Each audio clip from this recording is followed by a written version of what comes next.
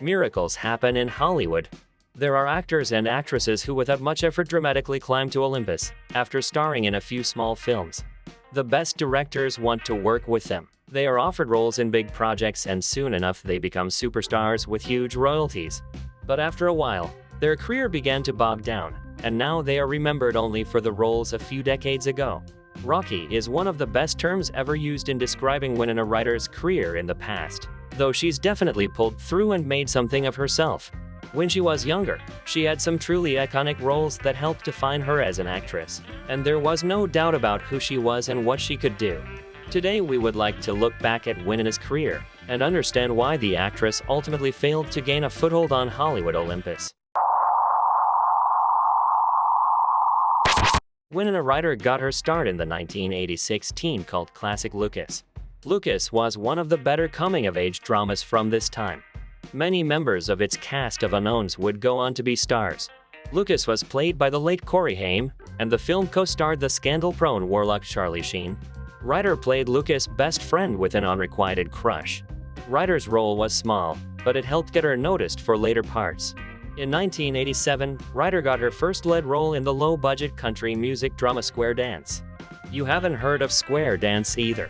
It's a small movie, but it showed casting directors that Ryder could play a lead. In 1988, Ryder appeared in Beetlejuice. It was the winning lottery ticket. Beetlejuice was a transitional film for director Tim Burton. Meanwhile, Burton began looking at scripts he could direct with a budget the studio would agree to. Burton cast Ryder as the goth teen after seeing her performance in Lucas. Beetlejuice helped save Michael Keaton's flagging career. A film with a budget of $15 million earned $73 million. It gave Burton the clout he needed to make his Batman movie. It was the start of a partnership with Tim Burton. In 1988, Ryder also appeared in 1969. In the late 80s, a wave of 60s nostalgia elevated hippies to the level of sainthood. 1969 starred Ryder, Kiefer Sutherland, and Robert Downey Jr. 1969 didn't have much of an impact on anyone's career. It got mixed reviews and was disappointed at the box office.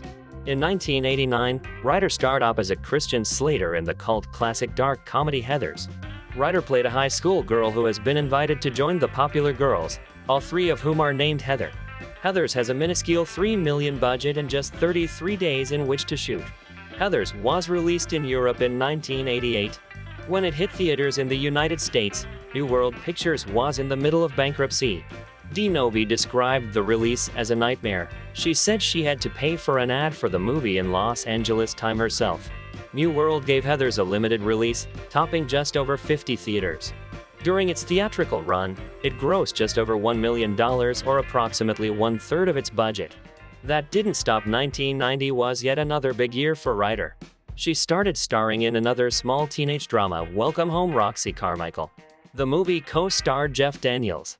While it didn't get great reviews or do especially well at the box office, Ryder's performance was singled out for praise. Later that year, Ryder reteamed with Tim Burton for Edward Scissorhands. Burton used his post-Batman box office clout to make a dark fable about a troubled outsider with scissors for hands. Ryder and Depp eventually got engaged. Depp actually got a tattoo which read Winona Forever. However, when the relationship ended, he altered it to read Winona Forever. Edward Scissorhands mainly got positive reviews and was a hit. The film grossed $86 million at the worldwide box office. 1 week after the release of Edward Scissorhands, Ryder also appeared in Mermaids. Mermaids starred Cher as a single mother of two. The daughters were played by Ryder and Christina Ricci in her first film role. Emily Lloyd was cast as the oldest daughter. But a few weeks into filming, Cher objected to Lloyd's blonde hair and had her fired. Cher lived up to her diva image filming Mermaids.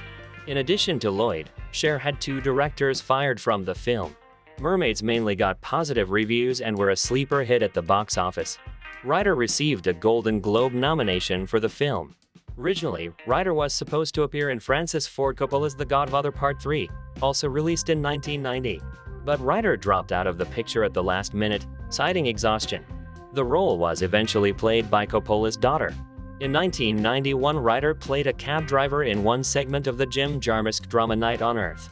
This appearance demonstrates Ryder's rising status in the early 90s. Ryder's next significant role was Mina Harker in Francis Ford Coppola's update of Dracula. Bram Stoker's Dracula was Ryder's official entrance to the big time. Not only was it a lead role in a big-budget movie, but it also allowed Ryder to transition from playing high school girls to playing more adult roles. During a meeting, Ryder brought the script to Coppola to clear the air about Ryder's departure from The Godfather III. Coppola liked the script and chose it as his next project. Hollywood insiders thought the movie was too weird and dubbed the film Bonfire of the Vampires. Dracula received mixed to positive reviews. The creators have hit the jackpot. The budget was $40 million, which seemed like a lot of money for a movie in the 90s. But the worldwide box office receipts were even more impressive, which amounted to more than $215 million, entering the top 10 highest-grossing movies of 1992. In 1993, Ryder appeared in Martin Scorsese's Age of Innocence, alongside Daniel Day-Lewis and Michelle Pfeiffer. Age of Innocence was a rare period piece for Scorsese, and audiences weren't especially interested. However, the movie got great reviews, and Ryder was nominated for a Golden Globe and an Oscar. Winona actually won the Golden Globe for Best Supporting Actress. That same year, Ryder appeared opposite Jeremy Irons, Glenn Close, Meryl Streep and Antonio Banderas in The House of Spirits. This German-Danish-Portuguese production was off the radar of most mainstream audiences. But Winona was gaining prestige starring in these little movies. 1994 was another big year for Winona Ryder. Reality Bites was intended to be the Generation X movie. Ryder co-starred opposite Ethan Hawke and Ben Stiller, who also directed. At the time, Ben Stiller was unproven at the box office. He was developing Reality Bites without a budget and needed a Hollywood A-lister to sign on to get the budget approved. Ryder wanted a break from period dramas and decided she liked the script. Ryder's involvement got the movie greenlit. She threw some weight around and demanded that Ethan Hawke play her love interest. Appropriately enough, the slacker comedy was only a modest hit and got mixed positive reviews.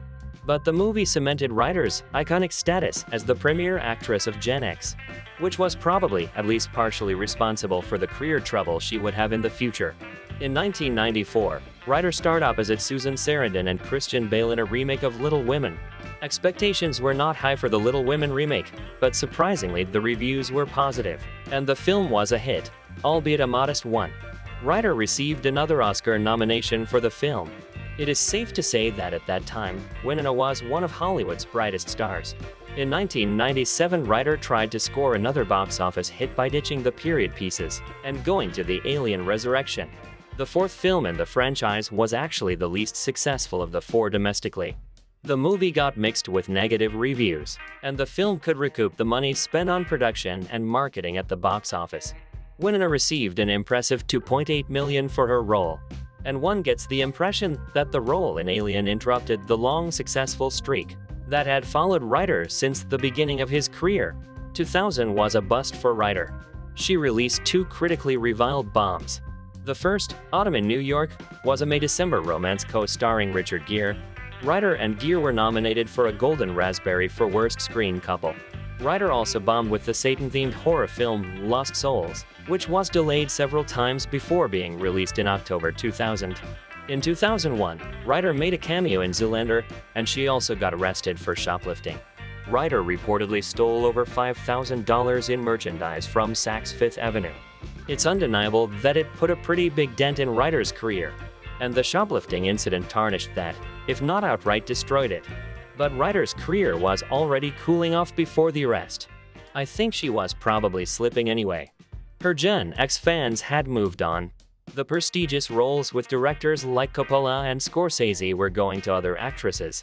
Essentially, the scandal didn't ruin her career, but it accelerated a slide that was already happening. Ryder attempted a comeback in 2002 with the Adam Sandler film Mr. Deeds.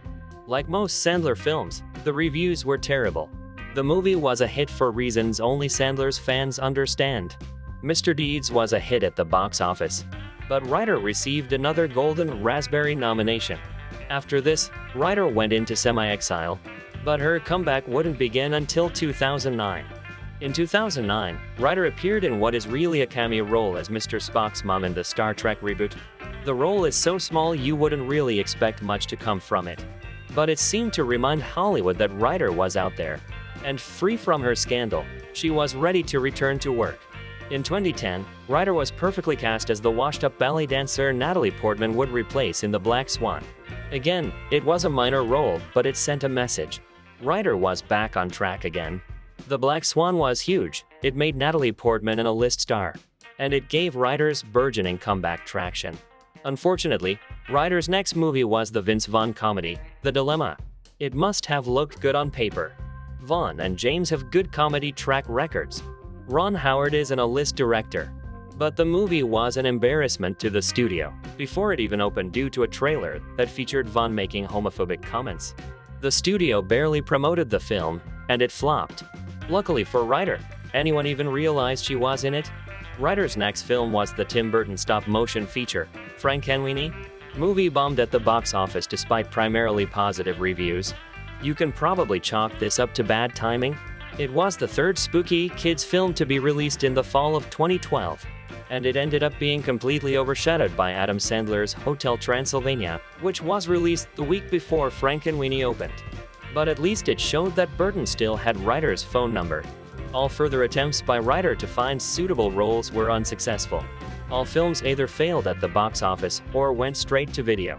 Over the past 10 years, the only successful can be called the TV series Stranger Things, in which the actress gets a solid $350,000 per episode. All other projects are the exact opposite of all the successful movies of the 90s. So, what did go wrong with Winona Ryder?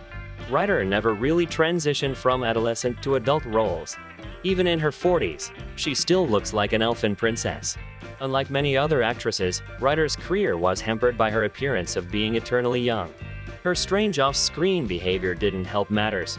But, in the end, Ryder was constrained by her range and chose the wrong projects. She couldn't deliver at the box office once her fans outgrew their boyhood crushes.